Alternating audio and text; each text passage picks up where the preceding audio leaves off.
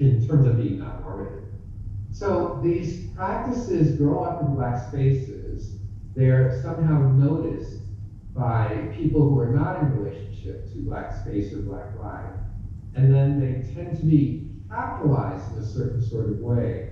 And that's where capital, as a kind of function of monetization or value, lines up with this idea of democracy. So a challenge we have in thinking about dance and its transformations across cultures and communities has to do with the ways in which dance ends up being valued and claimed and then re-monetized as kind of an expression of liberation. So neoliberal capitalist theory suggests that freedom can be a freedom to do whatever I want, which in some ways can mean not care about you, and also a freedom to take care of myself and do whatever it is I think I need to do. So the double bind or contradiction of this formation of freedom is that it serves neoliberals, if you will, it serves liberals, and it also serves conservatives, because it's a nonsense sort of definition, where freedom essentially means, in some ways, freedom to not care. So we're free to not participate in democracy, we're free to think less and less about compensation or reparations for Black people who create incredible aesthetic form, excuse me, and we're free to be in no relationship to Black life, even as we want to engage the dance and musical structures that are so incredibly important to Black people. So there's not really an answer to this question of how do these materials move, except to point towards the manner in which this happens and the manner in which it's thought to be sort of okay. So we might, any of us, have witnessed white companions or white presenting friends, or maybe not so friends, engaged in Black form, and kind of scratched our head a little bit or wondered about whether that sort of taking on of these musical structures or dances was actually doing anything to help Black people move out of the space of degradation or disavowal and towards our common destiny inside some sort of democracy. So we wonder at this transformation of dance form through different communities or dancing bodies, and how that transformation could be mobilized or lifted up as a way to elevate Black life on different parts of the planet. So we think about transformation, and then we might want to think a little bit about identity. So what is it to claim identity inside transformation of dance materials, to claim a space as being a hip-hop dancer or a B-girl or a house dancer, and to somehow, in claiming that identity, evacuate the asymmetrical identities of racialized identity. So, to claim house dancer as opposed to Black house dancer, Asian house dancer, green house dancer, if you will, white house dancer, maybe British, white British house dancer. So, in claiming identity, then we can establish a way to understand the asymmetries. And I want to suggest claiming the identity gives us a chance to pay attention to asymmetries.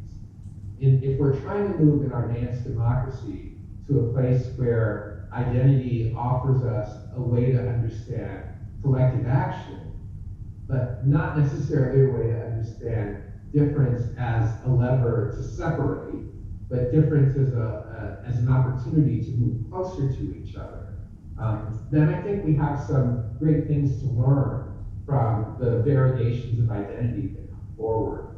So people might claim all kinds of identities variously, and what I want us to think about together is how the not claiming of, especially whiteness or Asianness, in relationship to Black and brown form, does a kind of harm in terms of sort of predicting this asymmetry as being more and more normalized, that white and in some cases Asian become unremarked spaces, and the Black and brown people, and we Black, brown, and indigenous folks are always called identities in terms of our race.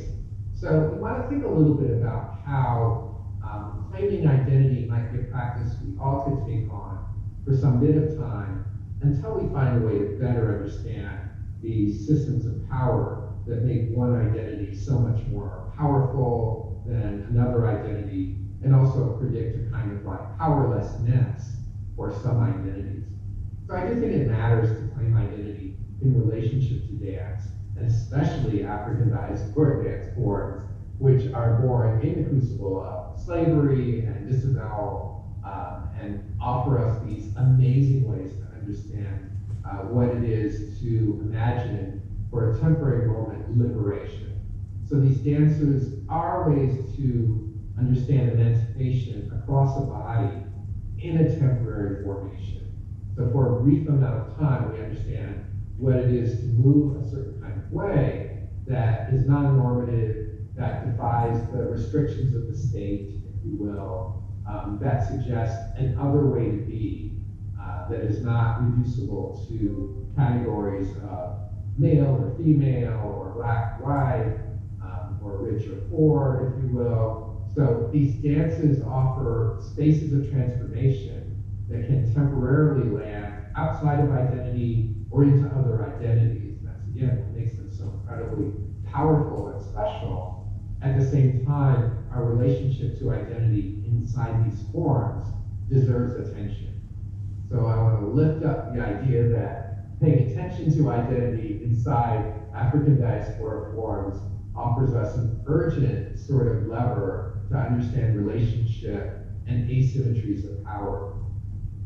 The third word that I wanted to look at in my brief comments, which is nearly done here, has to do with risk.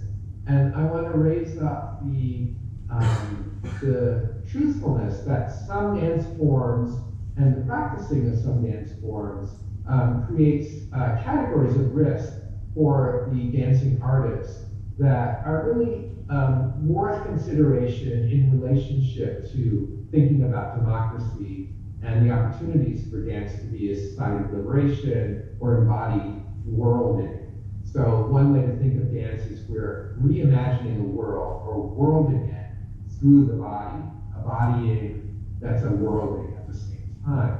And in this kind of non-normative imagining something else, there's surely a risk present for the dancer. And this idea that the dance could reveal something about a fleeting erotic desire, could reveal something about a historical memory, could reveal to the person who's dancing. So we might learn something about a kind of trauma or a kind of memory that's maybe not so pleasant, can be fleetingly revealed in the space of the dance circle when we're in collaboration with other dancers. So there's a way that dance embodying and worlding, as wonderful they are as operations, also come with a certain amount of risk in terms of executing or engaging in the form with great energy and vigor. There's a way that we're opening ourselves up, we're opening a portal to spiritual transcendence possibly, but certainly towards a kind of sensorial otherworldliness. Like that is something that could happen, especially in African diaspora dance forms.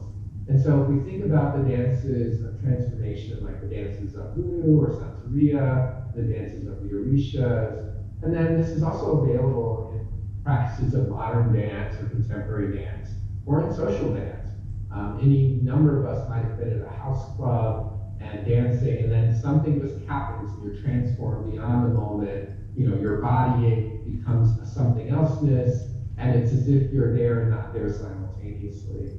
So I want to kind of lift up this space of risk as being an important and endemic quality of Black dances in diaspora, that they offer super important information about collective memories. And in terms of Black dance, those memories tend to be in relationship to chattel slavery and the disavowal that produced the category of Black. The only reason we have Black as a category of existence is because of New World slavery, if you will, and the degeneration and the genocides of the native indigenous people in what we now call North America or Canada, the United States, and Central America, especially the Caribbean as well. So these dances that can release an energetic excitement and also offer this kind of vista of liberation or abolition through the dancing, also carry with them kind of quality or capacity of risk towards a kind of not being able to know or undoing of a social self towards a something else. And I think that this goes in many directions. It, can be a super important quality of dancing, and it can also be a quality that is harrowing or of concern to the dancer or the audience. And I just want to lift up that risk does manifest probably in relationship to identity in the engagement of African diaspora dance forms, and that riskiness is also a part of why dance matters so much. So, to bring these themes of transformation, identity, and risk together as we're thinking about dance and democracy, the current social justice movement that we're engaged in, especially in the United States, mobilizes dance often. So protesters dance all the time in the context of the United States as we're protesting the state violence in all sorts of different ways. And our dance in these situations is full of risk. So physical risk in terms of the actual movements that we're compelled to do and willing to do in the face of police violence, but also a kind of political risk, of course, because the dancing can be stopped by the control of the state. So the police state can stop our dancing, legislation can be passed saying dancing is not allowed.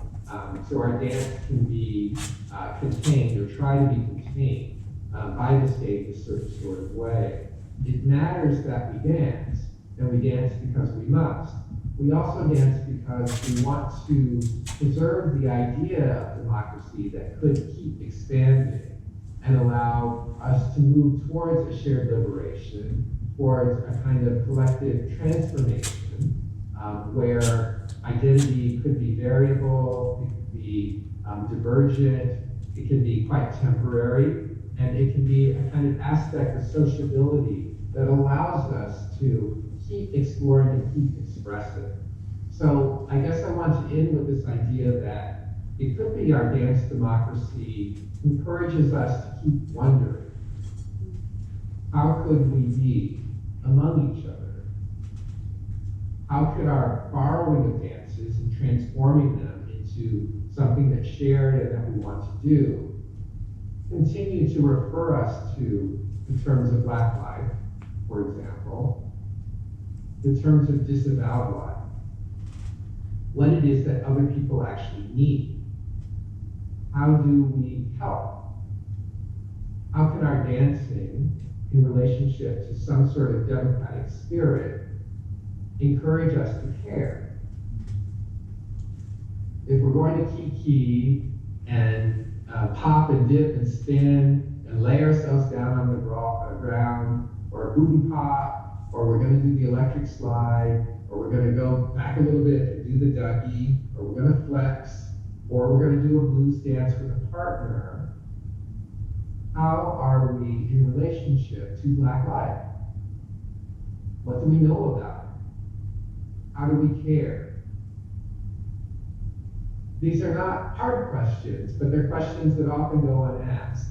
And the point of my brief proposal today is to encourage us to consider how Black dances in diaspora offer us models for understanding transformation, identity, and risk, that we can understand the terms of these three sorts of formations and structures of Black dance as opportunities to know more, to think differently, to wonder, to care, to move towards, and to express towards an end of social justice, I would always hope, with a critical body that worlds us better. That would be my hope, that our dancing can help us understand what it might be to share. Thank you so much for your time and attention, and I look forward to the conversations as they continue to unfold.